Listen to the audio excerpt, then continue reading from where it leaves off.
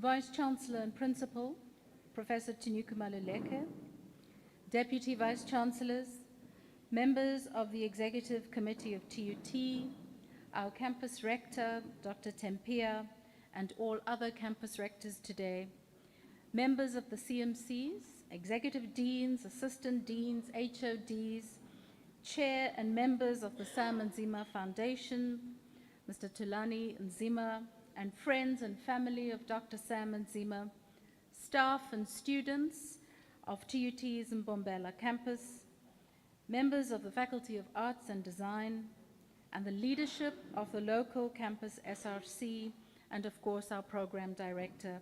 Good morning, good morning, good morning.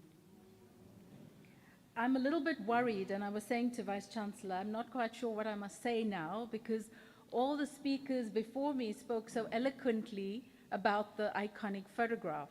So please bear with me. I think I have a tough string of speakers to follow today.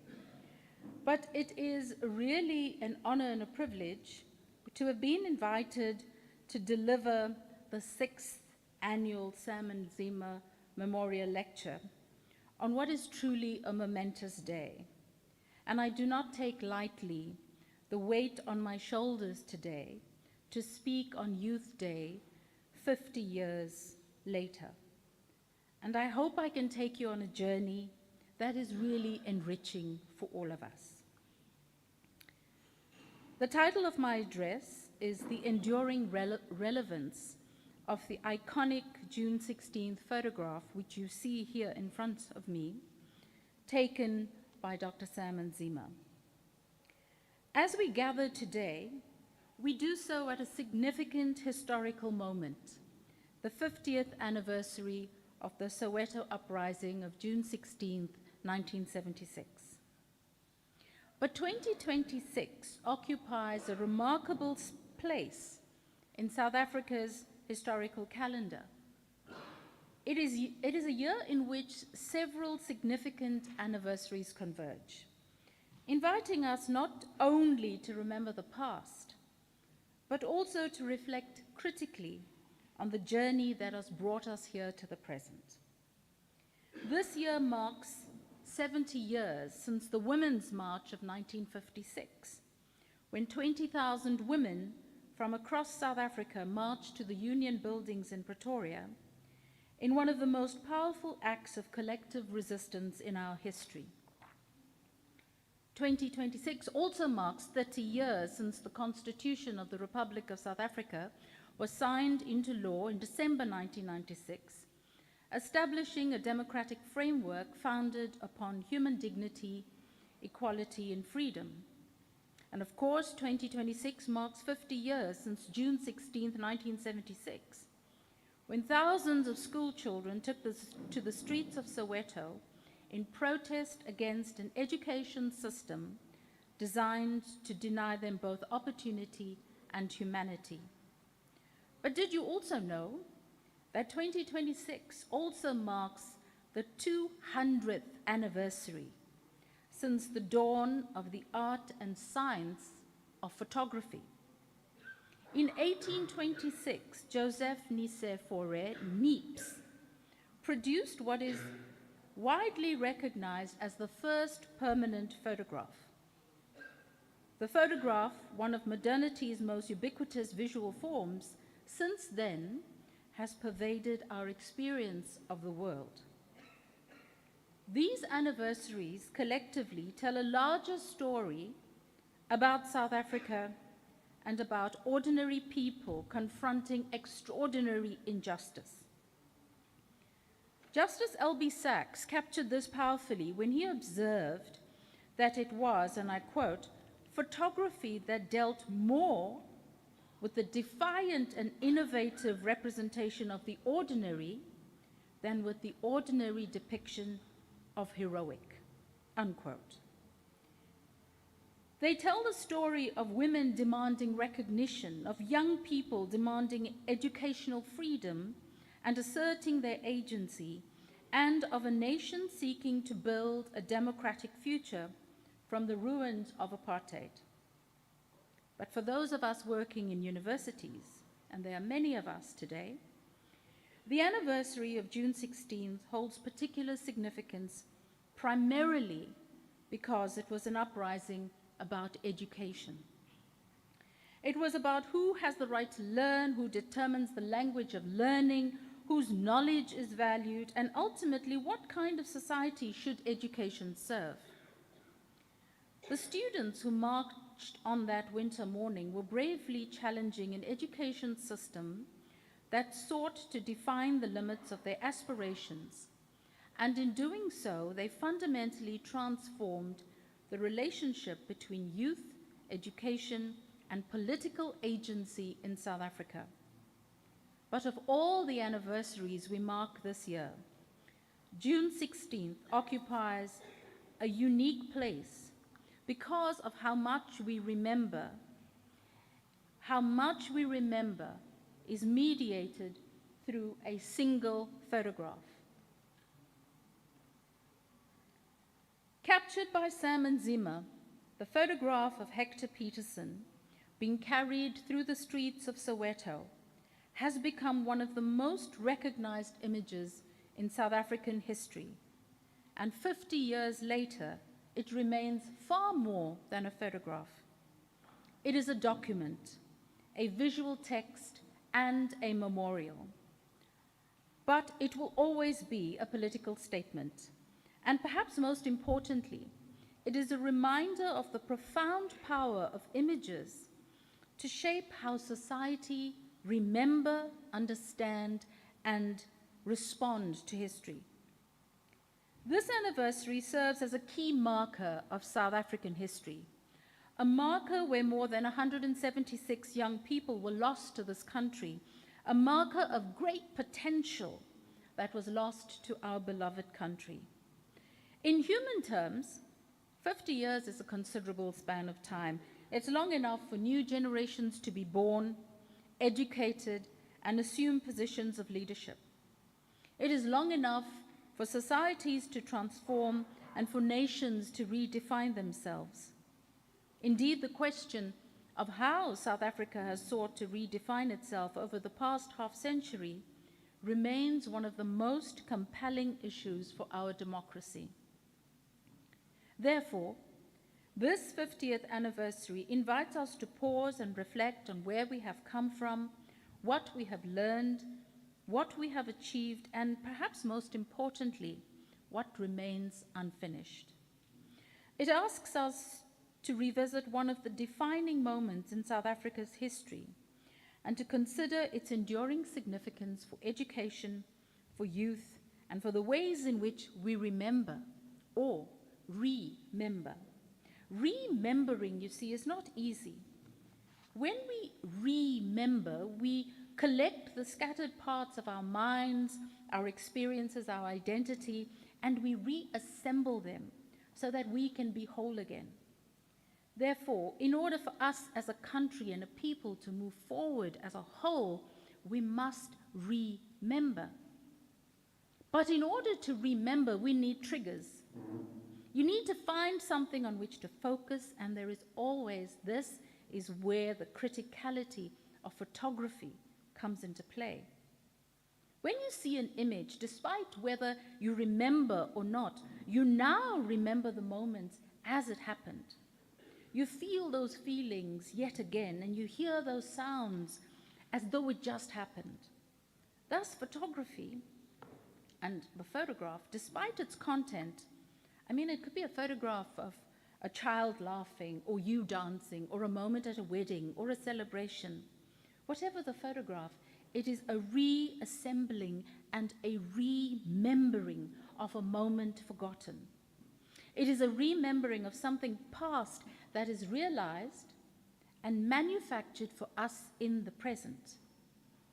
Yes, and sometimes the image captured might emerge slowly into public consciousness, while others violently jolt a collective conscience and become so powerful that they illuminate not just a single event, but an entire historic epoch. Sam and Nzima's photograph of the dying Hector Peterson in 1976 did exactly that. This morning, together, we will revisit that moment from 50 years ago, and we will examine that image that emerged from one of the darkest periods of our history. And like a photograph that is slowly revealing itself in a developing tray in the darkroom, I hope that by the end of our time together, we will see more clearly not the photograph only, but also what it continues to tell us about memory, resistance, education, justice, and the power of visual testimony. The request from our Vice-Chancellor for this address was to focus on the photograph. A photograph that has been burnt in our consciousness for the past 50 years. While some photographs record history and some help us understand it, a very rare few force us to change it. Yet iconic photographs do not create themselves or emerge spontaneously. Behind them stands an individual whose justice, whose courage, whose instinct and judgment transformed a fleeting moment into a permanent historical record. So before turning to the photograph itself, to look at its significance, it is important that we first consider the man behind the lens. Sam Nzima worked during a period when photography occupied a unique position as both witness and evidence. Long before the age of digital manipulation, social media, and citizen journalism, the photograph possessed a particular authority as a record of lived reality. It was through the lens of courageous photographers that South Africa and the world came to confront the everyday violence of apartheid. Dr. Nzima belonged to a remarkable generation of photographers that included figures such as Alf Kumalo and Peter Magubane, whose work built upon the visual traditions established by pioneers including Ernest Cole, Ellie Weinberg, and Jürgen Schaderberg. Together, these photographers created a powerful visual archive of life inside apartheid, documenting both the brutality of the system and the resilience of those who resisted it. Some, such as Ernest Cole, carried their images into exile. His seminal work, House of Bondage, in 1967, ensured that the realities of apartheid reached international audiences, even as he himself was forced to live beyond South Africa's borders. Dr. Sam Nzima's experience was markedly different.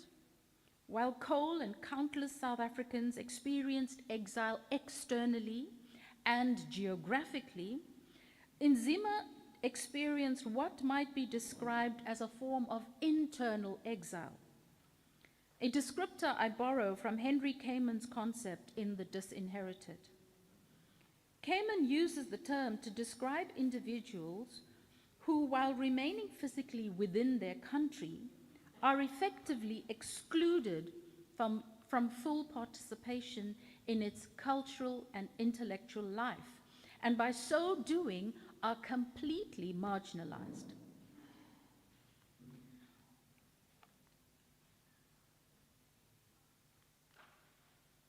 I'm not sure where I'm supposed to be pointing. Can we go to the next slide, please? Following the publication of the Hector Peterson photograph, Nzima became the subject of state surveillance, restriction, and intimidation. He was prevented from working as a photojournalist and was in many respects silenced by the very system his camera had exposed. Although he remained in South Africa, he was denied professional and creative freedoms that had defined his work. He therefore functioned within the parameters of an internal exile, which is to say, he was marginalized in the extreme, to the extent that his iconic image was lost to him for approximately 22 years. This dimension of Sam Nzima's story is important because it reminds us that the photograph's global circulation came at a deep and great personal cost. While the image it achieved international prominence, the photographer himself was for many years denied the recognition and freedom that such a mammoth contribution deserved. And so, understanding Sam Nzima's legacy and his iconic photograph is complex, as we must weigh the meteoric rise of the image against the internally exiled, silent eclipse of the man behind the lens. While we do so, we must understand that as a photojournalist, you have only what Gary Knight refers to as a fragile existence, with only the authorship of your work as both your income and critically as your legacy. So when viewed holistically, the legacy of the 50th anniversary demands much of us. Is a public holiday enough? Is a musical enough? Is a movie enough? A lecture enough? What then is the most enduring way to remember this day 50 years ago, when amidst the chaos and mindless execution of children, Sam Nzima had his viewfinder firmly focused on the human tragedy that was swirling around him? Today, we're not just recalling an image.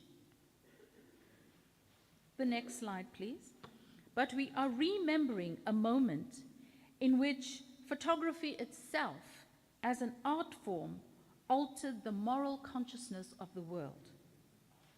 The image of the dying Hector Peterson being carried by Mbuyisa Mkubu while his sister Antoinette Sitole runs beside them in anguish became one of the key defining visual texts in apartheid South Africa.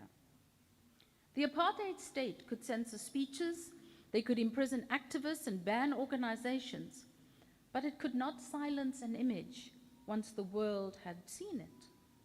That is the power of a photograph and the power of art. But the power of photography serves not only to document, but also to shape memory and, in fact, make history. Here, the photographer recognized in that singular moment of horror and urgency that history was unfolding before him. He understood that he was witnessing, what he was witnessing was larger than the immediate event. And he recognized that this was not just simply an image of a child, but an image of an entire political system collapsing under the weight of its own violence. The political and emotional currency carried by a photograph is often what secures its iconic status. Indeed, C.S. Pierce, the founder of semiology, defines an icon as a sign that bears a resemblance to the reality it represents. In this sense, the Hector Peterson photograph functions as more than a documentary image, but as a visual sign of national trauma and a defining chapter in South Africa's history.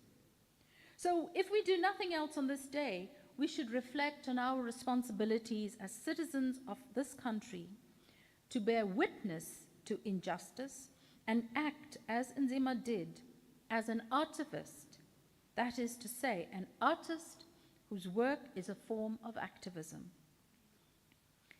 As a photographer, Dr. Nzima occupied a deeply paradoxical position in society.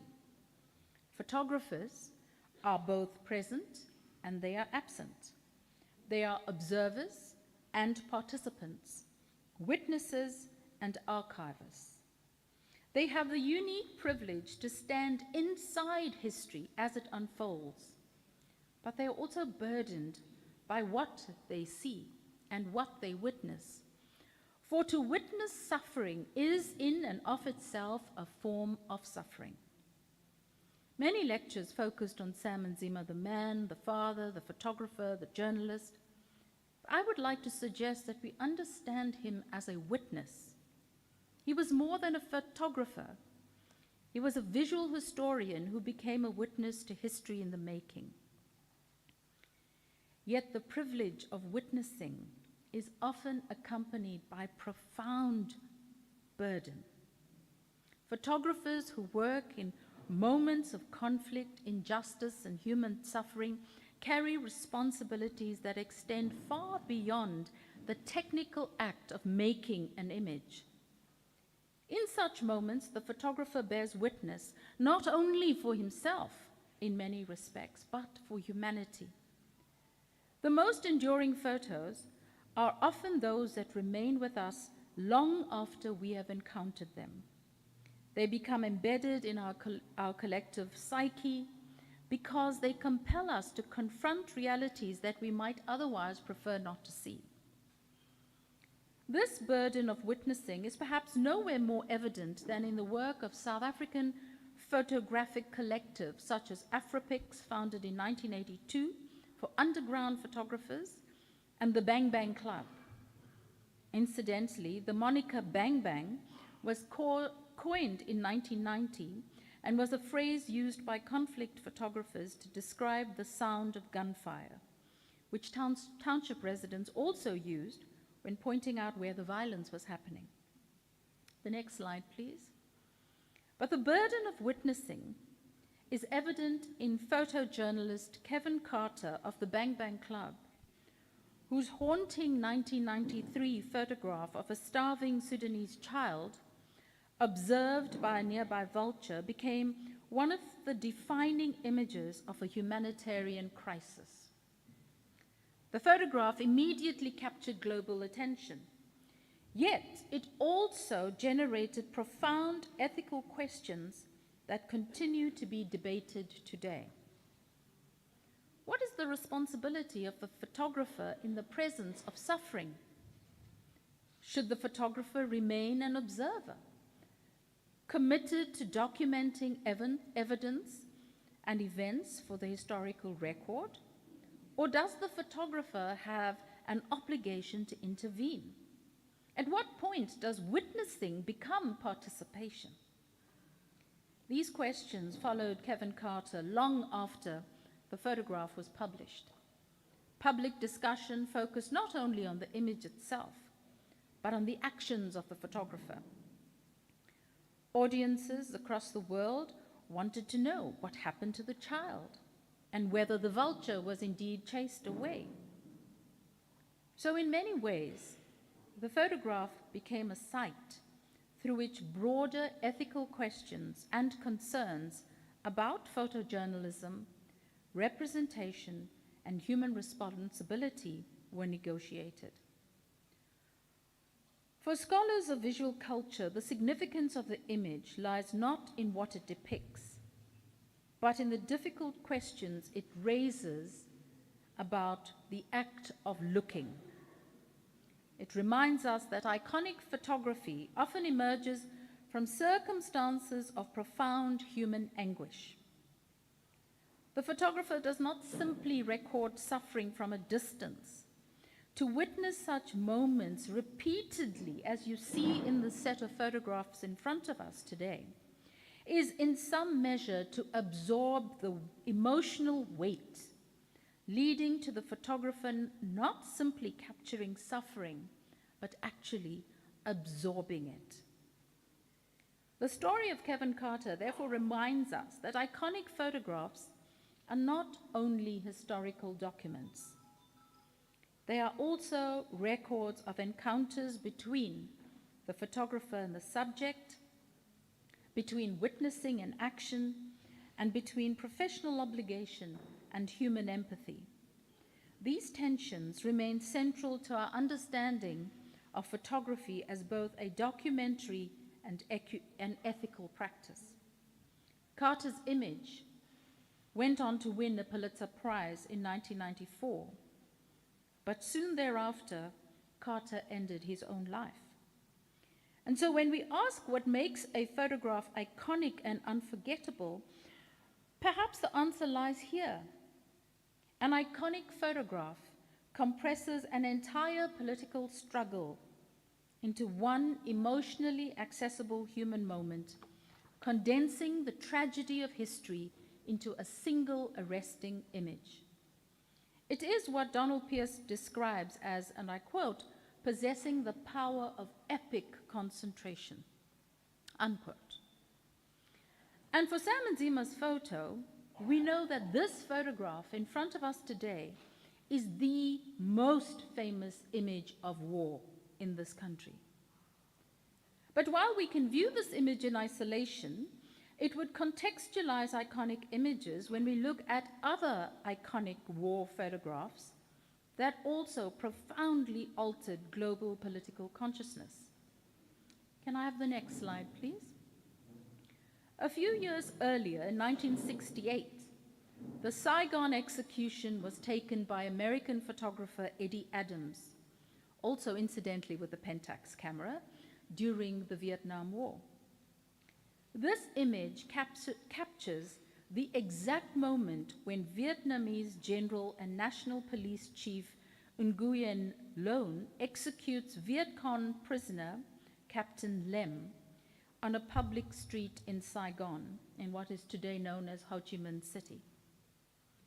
What makes this image so unforgettable is its immediacy.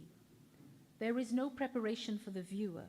There is no emotional distance. There's no gradual narrative. The camera captures a once-in-a-lifetime moment of the precise instant between life and death. The gun is still raised, the tension still visible in the sinew of the general's straightened arm as he pulls the trigger, and time itself appears suspended. And much like Sam Nzima's photograph, the image condensed the brutality of an entire political conflict, and in this case, one that lasted 20 years, into one unforgettable visual moment. But like all wars, the Vietnam War was complex, ideological, geopolitical, and historically layered. But Eddie Adams reduced that complexity into a single, universally identifiable, understandable truth. Human violence captured in a shutter speed of 1/500th of a second. After he took this image and a few more, and the prisoner laying on the floor on the pavement, he dropped off the film at the Associated Press office and went for lunch, not realizing that he had just taken one of history's greatest photographs. Within 24 hours, the photograph was all over newspapers across the world, and he went on to win a Pulitzer Prize the following year in 1969. This image won over 500 awards, but most importantly, it influenced American public opinion regarding the US involvement in the Vietnam War. But at one of the many award ceremonies, Eddie Adams said, and I quote, "I was getting paid for showing one man killing another. 2 lives were destroyed that day, and I was the hero," unquote. And this is also what iconic photographs do. They strip away political abstraction and confront us with the consequence of human suffering. This is undeniable when we see Antoinette and Mboyise's expressions of suffering. It becomes a collective suffering. Now, if we are to compare this reality to Sam and Nzima, the parallels are stark. 2 people died that day, Hector Peterson and Mboyisa Makubu, who disappeared never to be seen or heard of again in South Africa's historical lexicon. The strength of iconic photographs is then the ability to influence public understanding and contribute to collective memory and critically make history. In Saigon execution, 2 men died that day. General Loan, who pulled the trigger, whose reputation was destroyed and his life thereafter severely compromised, and Captain Lem. This observation is deeply important because it reminds us that iconic photographs possess extraordinary power, but also extraordinary responsibility. The role of the photographer, therefore, is never merely technical. It is profoundly ethical. Recently, I watched The Stringer, a documentary on Netflix that revisits one of the most influential photographs of the 20th century. The next slide, please. The image commonly known as Napalm Girl.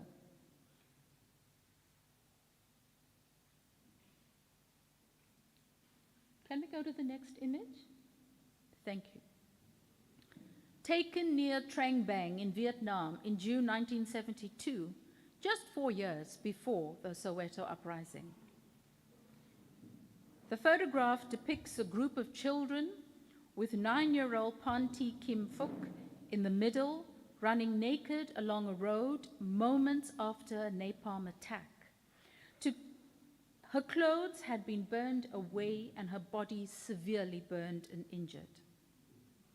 It captures not simply a horror of war, but its impact on those most vulnerable. Again, within 24 hours, the photograph had been reproduced in newspapers across the world and seen by an estimated global audience of almost 1 billion. It transcended language, nationality, and political ideology. And for many people, it became the defining visual representation of the Vietnam War and remains one of the most recognizable photographs ever taken. The following year, the photographer received the Pulitzer Prize, and it is still regarded as one of the most significant war photographs of the modern era. What made the image so powerful was not simply its documentation of a military event. Rather, it transformed a distant geopolitical conflict into an immediate human tragedy. Through the suffering of a single child, viewers around the world were confronted with the devastating consequence of this war. Like Sam and Nzima's photograph of Hector Peterson, Napalm Girl reminds us that iconic photographs do more than record history. They shape how history is understood, how it is remembered and felt, and more so when they capture young children. But there is an important comparison between Napalm Girl and Hector Peterson. Yes, both remember the war with one significant difference. Napalm Girl is an image of a war that has ended and served primarily as historical memory. Next slide, please. While by contrast, the Hector Peterson photograph functions simultaneously as memory and as warning. The image ensures that South Africans continue the debate on educational inequality, the debate on youth unemployment, and the debates on access, transformation, language, and social justice. Of course, 50 years later, the material conditions might be different, but the underlying questions that animated the uprising remain alive. Consequently, the photograph remains politically active and therefore is not merely a reminder of what happened back then in 1976, but is also a challenge about what is yet to be achieved in this country. So as a researcher and a student and an academic in visual culture, let me now turn to the Sam and Nzima's image of 1976, a photograph that Time magazine recognizes as the 100 most influential images of all time. And allow me to discuss this image perhaps from a more analytical point of view. Firstly, it is a masterclass in visual storytelling.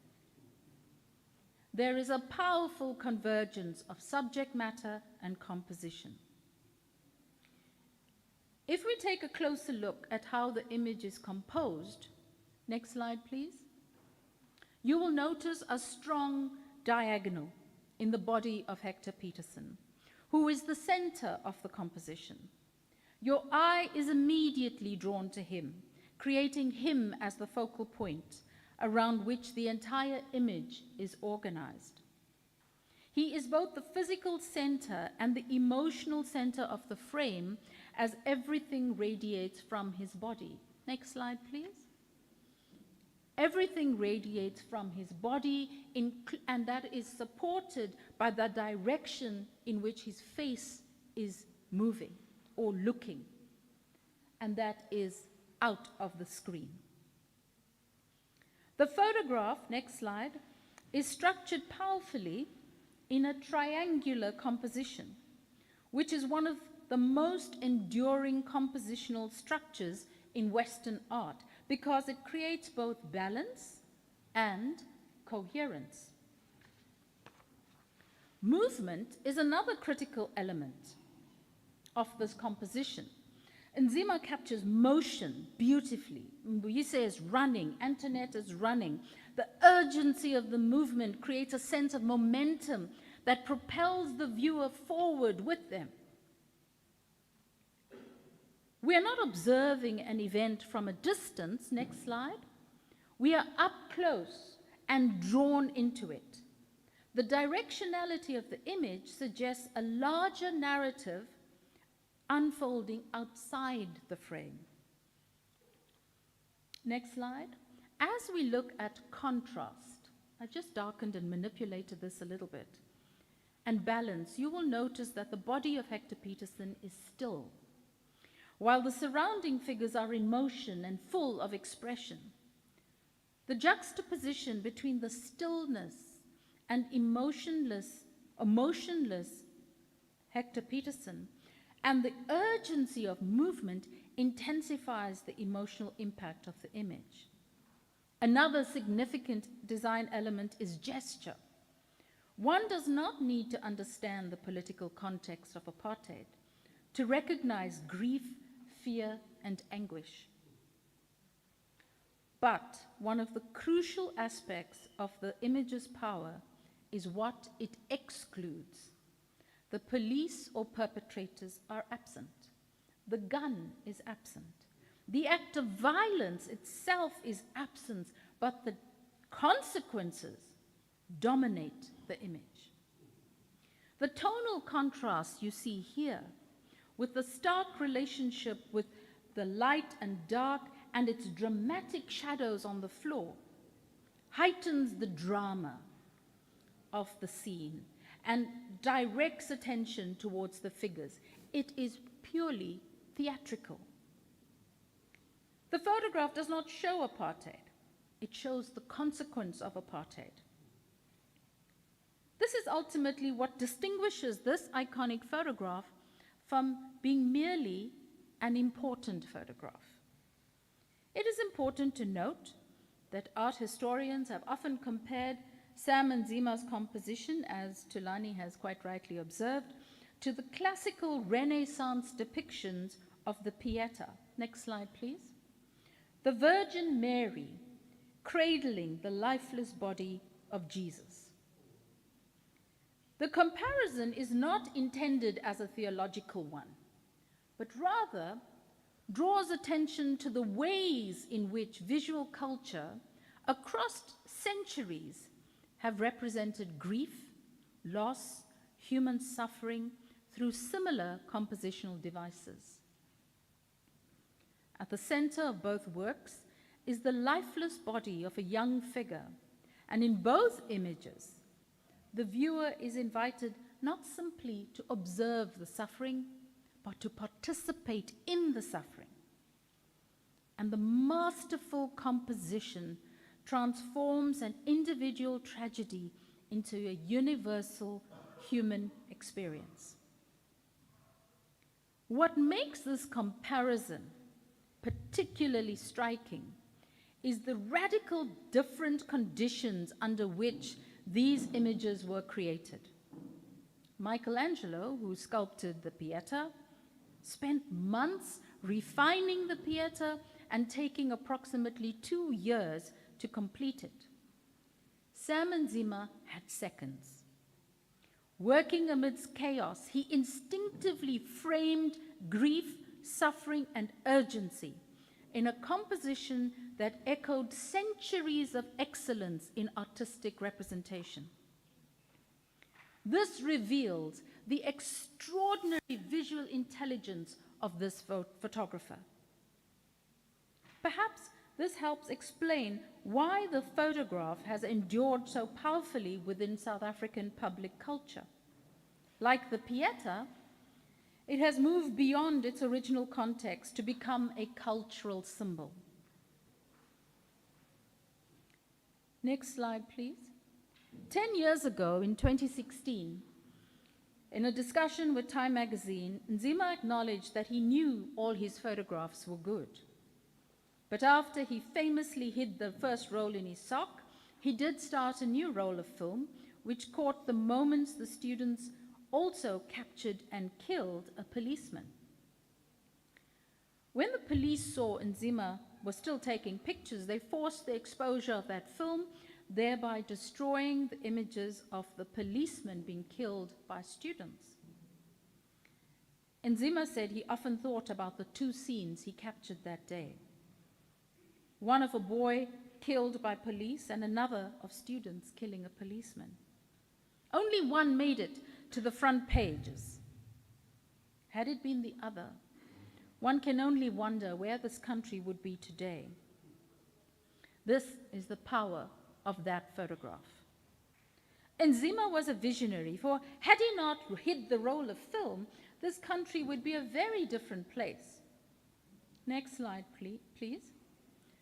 Though the photo's publication would eventually bring an end to apartheid, for Nzima, Sithole, and Makubu, the aftermath was horrifying.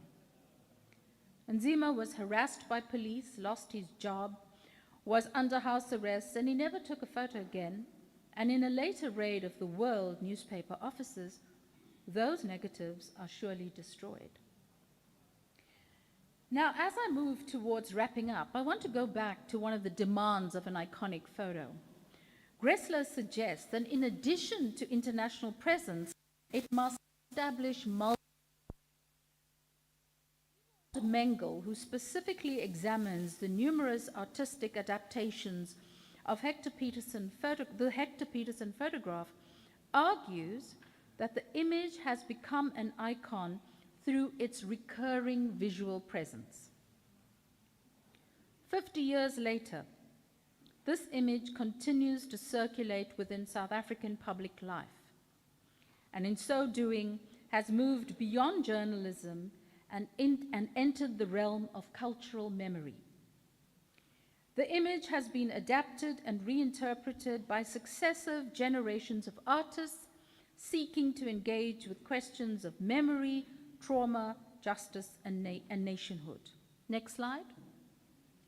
A few examples here include Frenchman Ernest Pion-Ernest, whose charcoal drawings have been exhibited across the world with these specific images in Durban in the Warwick Triangle of 2002. Next one.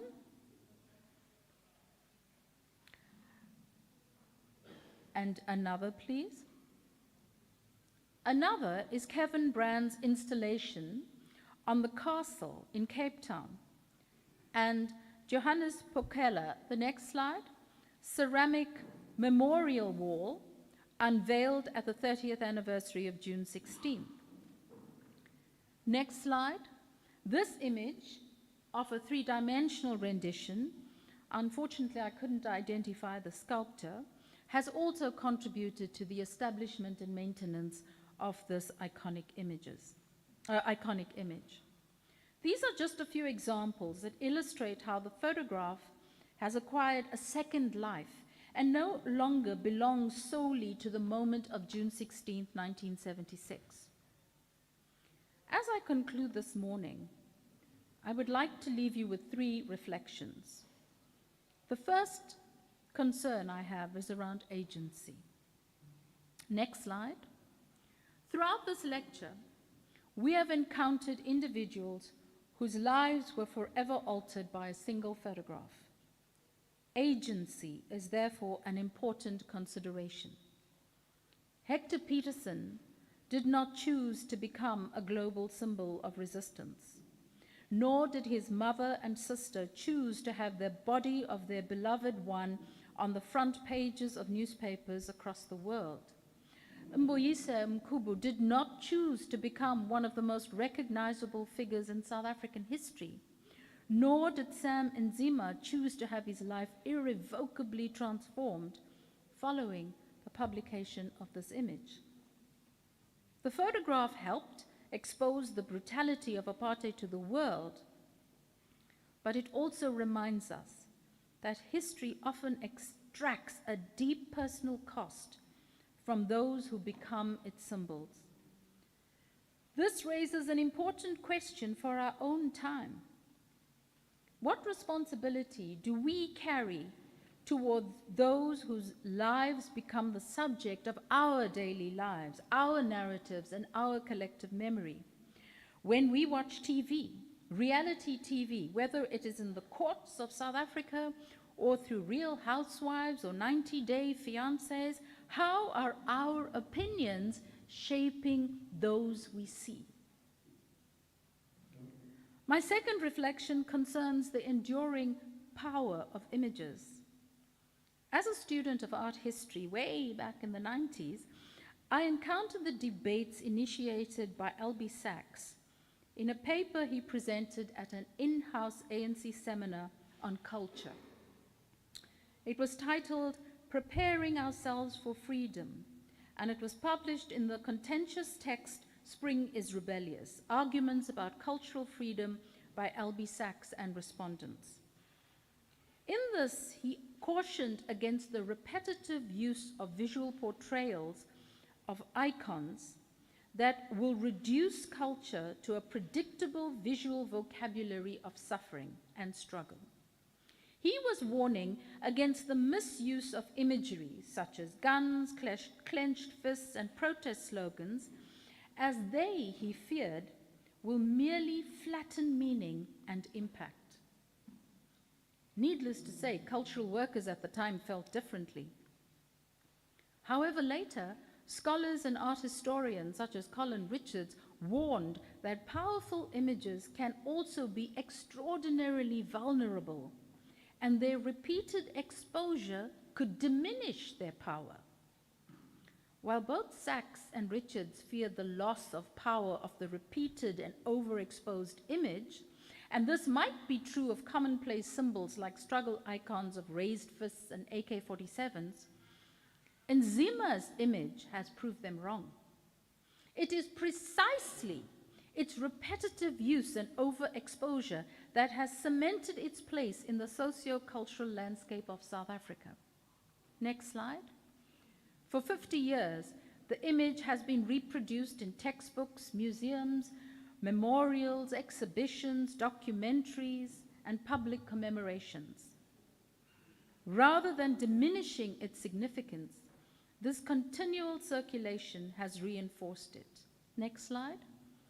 The photograph has become part of South Africa's visual consciousness, and successive generations continue to encounter June 16 through Nzima's lens. My final reflection concerns the future. Sam Nzima's life, next slide, and suffering is ultimately a clarion call against complacency. The generation of 1976 challenged us to reconsider education, justice, and human dignity. 50 years later, universities remain uniquely positioned to advance those conversations. We now inhabit a world transformed by artificial intelligence, algorithmic media, digital manipulation, and unprecedented volumes of media production. The questions facing us are therefore different, but no less urgent. How do we protect the integrity of visual truth in an age when seeing is no longer believing? With digital manipulation, rights of children and women are compromised. And this has led countries like Australia, Finland, China, Paris, France, and Portugal imposing restrictions on social media usage. how can we ensure that creatives are not silenced but supported? Today in South Africa, we as artists create and work in a dangerous age of artistic censorship. Further, brutal funding cuts for all artists create an unsustainable future for the arts in South Africa. How do we safeguard intellectual property of artists and cultural practitioners whose work continues to shape public understanding while they too, like Nzima, are standing inside history? And perhaps most importantly, what images are being created today that future generations will use to understand our own historical moment? Later, we will see one such image. These are not simply questions for photographers or artists alone. These are questions for universities and institutions of higher learning to grapple with. In fact, they are questions for government and for the public at large. We have a collective responsibility to the artists of the world. If one image could change the trajectory of this country, we must agree that without artists, our future is in jeopardy. Next slide. Thank you, and I wish you a blessed Youth Day 2026.